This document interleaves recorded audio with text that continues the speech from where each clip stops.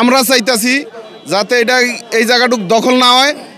প্রয়োজনে যদি তাদের লিজের কোনো সমস্যা থাকে যে লিজ দিতেই হবে, তাহলে প্রয়োজনে আমরা ওই লিজ পৌরসভার নামে বা গরুহাটের নামে আমরা এই লিজটা নিব, যাতে কারো ব্যক্তিগত স্বার্থের জন্য একা যে এই গরুহাটটা আটকানো হয় না। এই জায়গাটা আজকে 40 বছর যাবৎ গরুর হাট এবং ঐতিহাসিক ফুটবল ময়দান।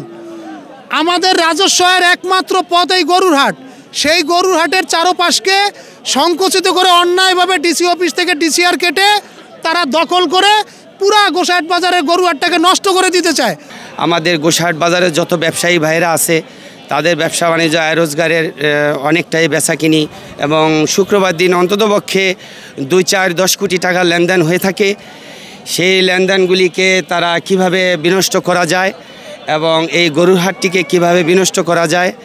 আমরা অবৈধ উপস্থাপনা এবং অবৈধ ইজারাদার এটা আমরা মানব না। গোসাইহাট ঐতিহ্যবাহী গোসাইহাট শরীয়তপুর জেলাভিত্তিক বৃহত্তম গরুহাট, এই গরুহাটে এটা রক্ষাতে আমরা এই দেশের জনগণ এটা কোনো কিছু করতে দিব না। এটা এরা ইজারা দিয়ে দোকানপাট এরকম ব্যবসা প্রতিষ্ঠান করার জন্য এই জায়গায় এই চেষ্টা চলতেছে ইজারা দেওয়ার জন্য। মাঝখানে একদিন তারা জেলা পরিষদ মাপতে আইছিল এবং পরস্পর শুনানিতে আছে, তারা পায়তারা করতেছে এবং বুঝেও যায় যে এই জায়গা দিয়ে পায়তারা করতেছে।